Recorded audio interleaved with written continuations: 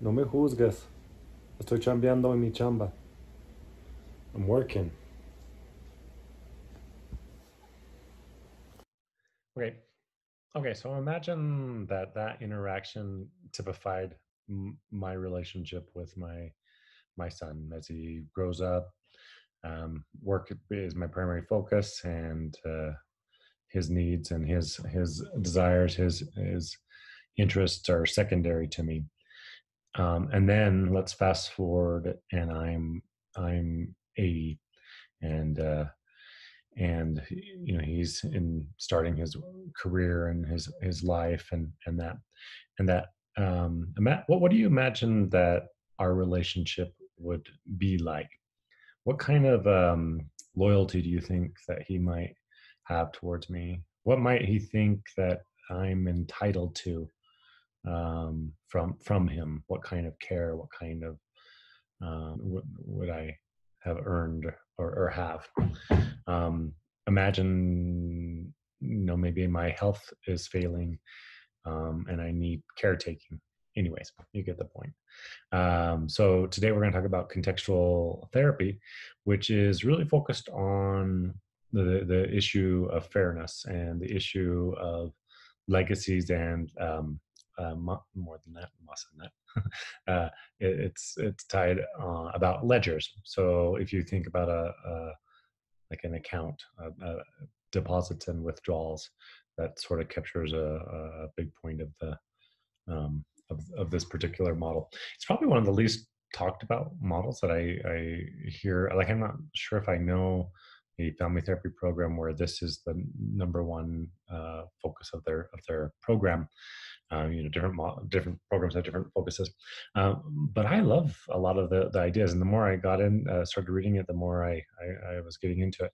I know the one thing that I always talk about is multi-directional partiality, um, which I'll talk about a little bit more. But it's sort of the idea that you're going to make sure everyone feels that you're partial towards them, that you're not biased. I think one of the fastest ways to do crappy therapy is to have someone in the room feel like you are biased against them. I don't think it's effective. And I understand why that happens sometimes, but you need to have everyone in the room feel like you're on their team and hoping to help them with their desires. Okay, let's jump in. Okay, so let's talk about contemporary therapy. Whenever I've heard anyone talking about this theory, they refer to the founder as Naj. Um, and I actually have never heard his full name pronounced. So I'm going to look for that this week because I should know that. I should have heard of that by now. Okay, basics of contextual therapy. Contextual therapists emphasize the ways in which generations are inherently bound to each other, while also considering intrapsychic and interpersonal elements. Um, Contextual therapists propose that a client's satisfaction with a relationship depends on the equity of his or her emotional interactions with family members, and sometimes you end up. It's not always in between like parent and child. Sometimes these legacies, some of these um, issues of satisfaction transfer to other important relationships. Okay, so when relationships are inequitable, trust between the individuals disintegrates. So, in order to reestablish trust in a relationship, there needs to be some attempt at some way of balancing the interests, and trying to restore those. If not, imbalances may be passed down to future generations. The main goal of contextual therapy is to elicit inter-member dialogue in families. My first exposure to this was my very first chapter I ever wrote was on working with aging populations. And so a lot of times when I think about this model, I think about how the ways that people are treated in later life sometimes are tied to the ways that they were as parents. So if there's an imbalance, like if they were not particularly good or kind or or maybe they were even abusive as parents, that's going to impact the type of relationships that they may have with their adult children. Um, like I mentioned before, one of the main concepts I take away from this work is multidirectional partiality. The therapist organizes a structure in therapy that allows every family member to get an opportunity to articulate their side, their view of the situation. The therapist is sequential, multi-directed, and partial to each family member, uh, emphatically citing and encouraging them to define their claim of subjective fairness and to develop the courage to assert their respective sides of entitlement. Like, so everyone is supposed to, yeah, leave feeling heard. Again, if it's one-sided, then that's really problematic in therapy. Um, Another main goal is of multidirectional partiality is to evoke dialogue in which the family members can credit each other, and that was language I took from the readings, but it's the idea that the other person might be able to validate in some way each other's experiences. Another important role for the therapist, according to multidirectional partiality, is to also be partial to those who are obviously connected to the situation, but may not be present actually in therapy. One of the main tasks of the therapist is to be a role model of respectfulness.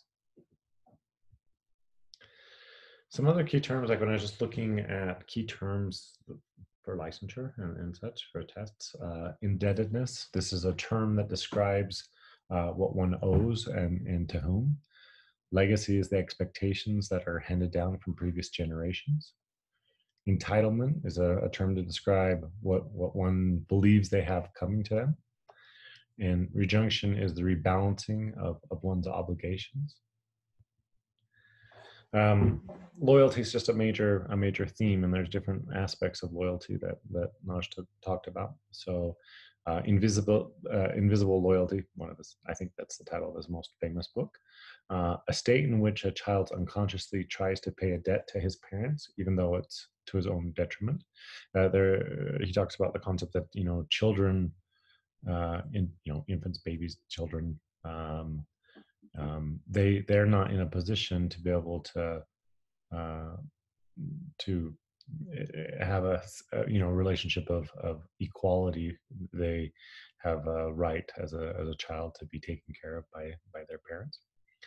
Loyalty conflict occurs when there's a competition for loyalty between an individual's parents and his peer or spouse. And then there's something that comes when there's tension around this topic is split loyalty. That occurs when parents create a situation in which a child must offer loyalty to one parent at the cost of loyalty to the other parent, or when a parent and a grandparent expect the child to join them in opposition of another parent. Think about how often that happens in cases of divorce. It seems like a pretty easy concept to get that if you create a child and then talk bad about the other part of the person, the other person who helped create that child, that the child will in some ways experience that as criticism of them, but people do it all the time. Family loyalty is the allegiance that children feel towards parents based on parental fairness. Okay, so really the main focus of contextual therapy is trying to get people together, have dialogues, and see if there's some way that the ledgers can get balanced. So every relationship has a ledger of indebtedness and of entitlement. Think about your own relationships. I think you can probably think about the things that you give and the things that you receive. If that feels unbalanced, then there's probably tension in the relationship. The ledger is balanced when the relationship is fundamentally built on equality. And in order for a relationship to become increasingly trustworthy, every party must deal with both the topics of indebtedness and entitlement. Okay, I don't know why my new computer looks like I'm in a steam room. So I did have a great conversation with your faculty today, and I hope some of you will be coming when they offer the program in May to come study here and have an immersion program here in Mexico City. I promise if you come, I will make it life changing. Okay, maybe that's too much. I will make it very, very memorable. There's an infinite number of things to do. And if you want to send me hints about the kinds of things that you're interested, whether it's Frida Kahlo's work or Diego Rivera's or going to the pyramids or learning about indigenous healing practices or, you know, things that you might be interested, give me some hints because I'm working on drafting sort of a schedule for it. Hope to meet y'all. Hope you can come. Take care.